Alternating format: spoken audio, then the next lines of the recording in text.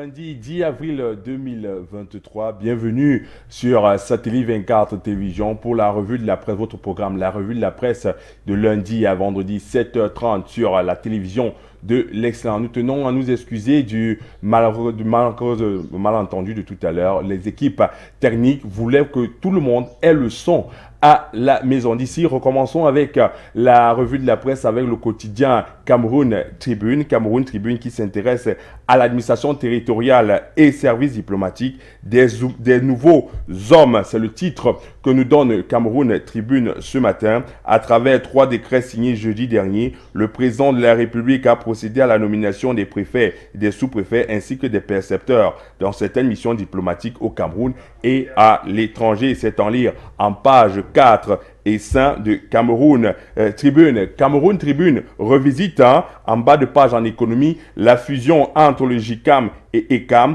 La fusion est actée. Après 15 ans de séparation, les deux organisations patronales ont décidé de se remettre ensemble jeudi dernier à Douala, s'engageant ainsi à fédérer leurs intérêts communs pour parler désormais d'une seule et même voix. C'est en lire en page 12 et 13 de Cameroun Tribune. Fait de société, Cameroun Tribune s'intéresse à ce meurtre de 6 membres d'une famille dans l'arrondissement de Nanga et Boko. C'est en lire en page 16 et 17 de Cameroun Tribune. Poursuivons avec le quotidien Éco-Santé qui s'intéresse à l'affaire de vol de bébé à l'hôpital La Quintini de Douala. Il n'y a pas eu de vol de bébé, c'est la titraille de Éco-Santé ce matin. Déclaration forte faite par le ministre Madaouda Malachi le 6 avril 2023 après avoir écouté les différentes parties et retracé le parcours clinique d'Esther Bell avant son arrivée dans cette formation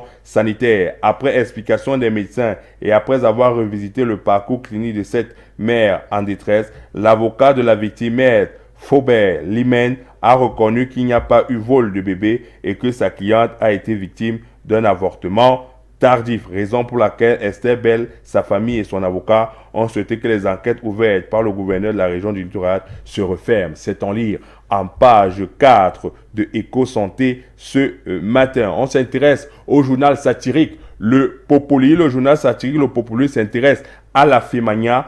Comment l'amant de Nathalie a été coffré à Malabo, capitale de la Guinée équatoriale. C'est en lire dans les pages du Popoli ce matin. Mais le Popoli s'intéresse au véritable carnage familial qui a eu lieu du côté de Nanga et Boko. 6 personnes ont perdu la vie de ce côté dans une marée de sang. C'est en lire dans les pages du Popoli ce matin. On s'intéresse au journal Le Repère qui s'intéresse à la gestion des fonds Covid-19, les bons points de la taxe fort. Le troisième audit de la Chambre des comptes ne fait pas de cadeau aux mauvais gestionnaires de la fortune publique. Le document de 101 pages, encore en sens davantage, l'organisation de la riposte sanitaire, économique et sociale contre le coronavirus sensiblement modifié à compter du 31 mars 2021, date de création d'une taxe forte.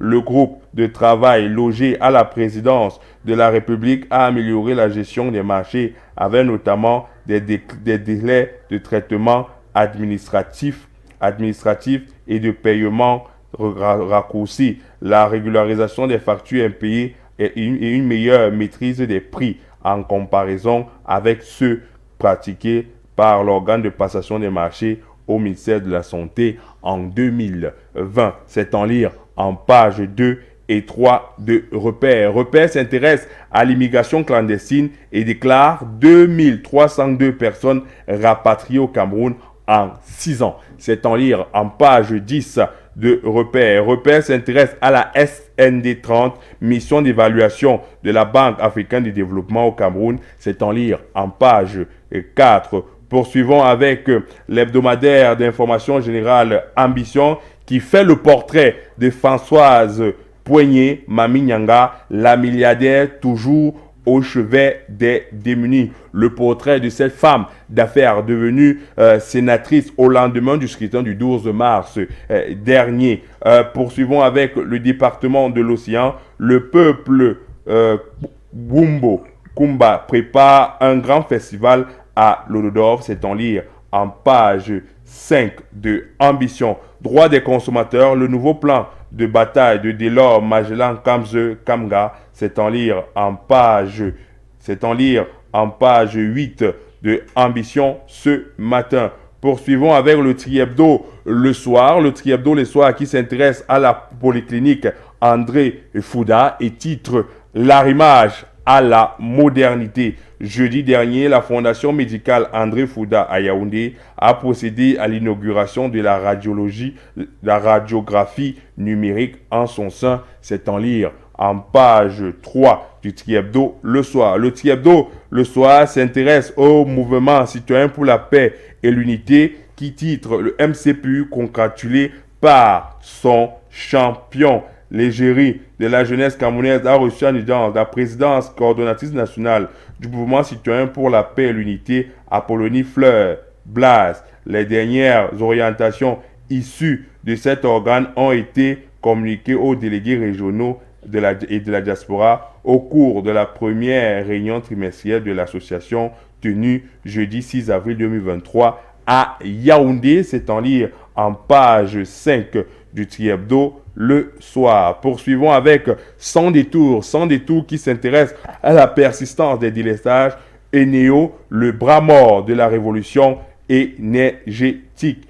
Plus de 1500 MW de production hydroélectrique actuelle, près de 1500 milliards de francs CFA d'investissement sur des projets énergétiques durant la dernière décennie, des projets pharaoniques en cours d'exécution. Pourtant, le phénomène de délestage continue de limiter l'usage optimal des messages et des industries de l'énergie électrique. La faute à un déficit d'investissement sur le réseau de distribution et domestique. Comment les comptes performances de Néo plombe les efforts du gouvernement dans son combat contre la facture énergétique. C'est en lire en page 5 de Sans détour. Sans détour s'intéresse au Ramadan 2023 dans la Meufou et Afamba, Baga Atarna, en communion avec la communauté musulmane.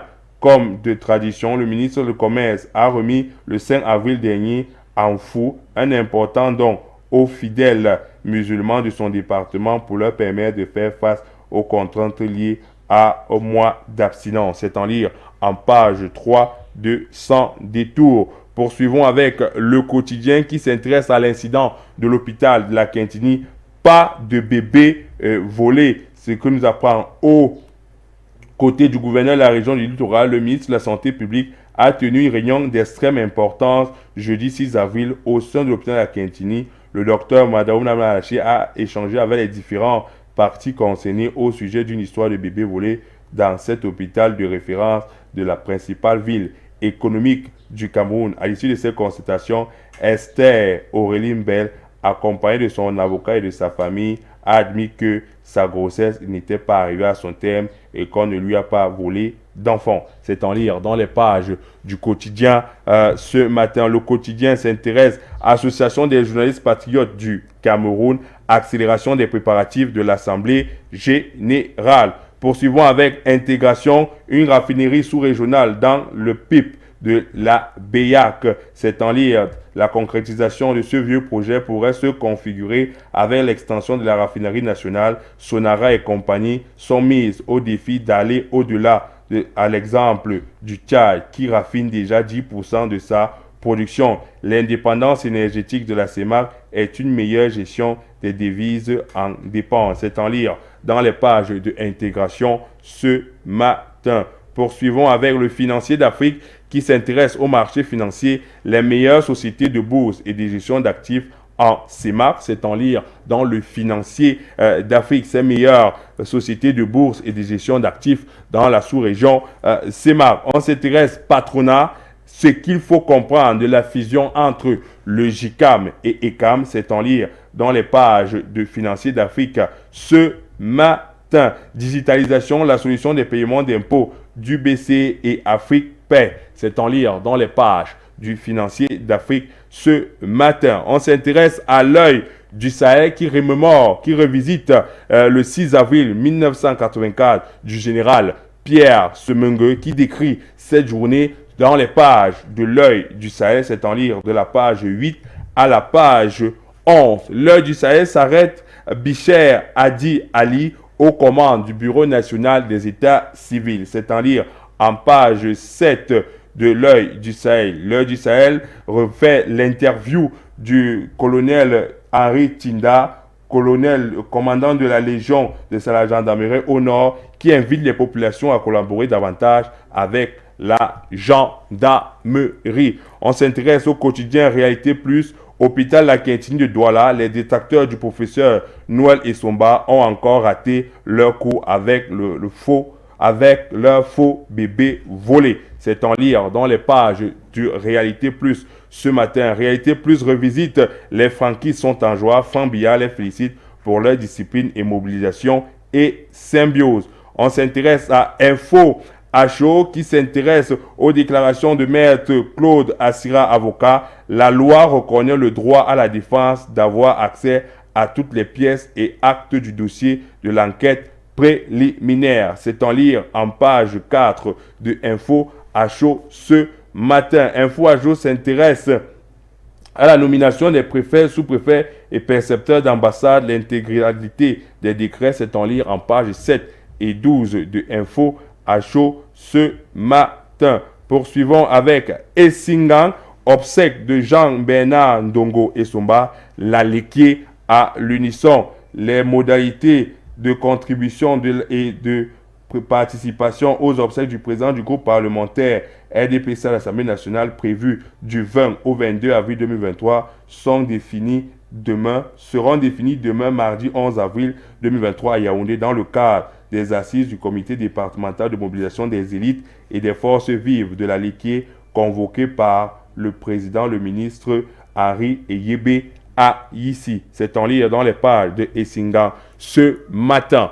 Poursuivons avec l'Indépendant qui s'intéresse à la Covid-Gate. Le troisième audit de la Chambre des comptes de la Cour suprême révèle une série de malversations autour de la gestion des fonds Covid et titre le rapport qui accable la taxe force. C'est en lire dans les pages de Indépendant ce matin. On s'intéresse au quotidien économie, fonds spécial Covid-19.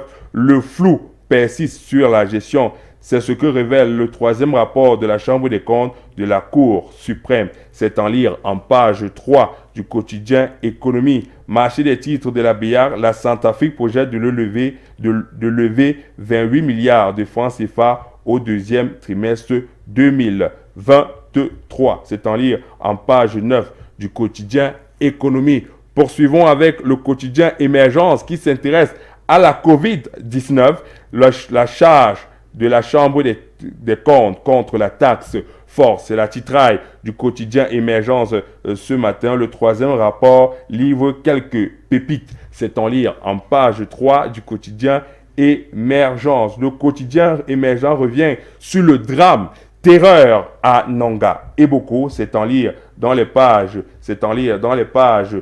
3 du quotidien émergence. Émergence revient service civique plus de 10 ans après. Coup d'œil sur le bilan de cette institution au redressement de la jeunesse camerounaise et dirigé par 3-6. C'est en lire en page 4 et 5 du quotidien émergence. Poursuivons avec le quotidien Mutation qui s'intéresse à l'arrondissement de Nanga et Boko et titre Boucherie humaine. Une jeune commerçante et 5 membres de sa famille ont été retrouvés égorgés jeudi dans la ville. C'est en lire en page 5 sur ce véritable drame qui s'est passé du côté de Nanga et Boko. Bébé d'Esther Bell, dénouement et questionnement s'interroge. Le quotidien Mutation sur le dénouement et les questionnements qui ont abouti à ce dénouement. Poursuivons avec toujours Mutation, agence de régulation des télécommunications, 1 an au Platinium. C'est le grand dossier que vous offre le Mutation ce matin. Terminons avec le moteur de recherche Camer Top News qui s'intéresse à la société, lutte contre la désinformation, les hommes de médias et activistes sociaux outillés sur la production des articles sur le net. Tout ceci, c'est en lire sur le moteur de recherche www.camertopnews.com. C'est ici que prend fin votre revue de la presse de ce lundi 10 avril 2023. Restez connectés sur les programmes de Satellite 24 Télévision. D'ici là, donnons-nous rendez-vous demain 7h30 pour la deuxième production de la revue de la presse sur Satellite 24 Télévision.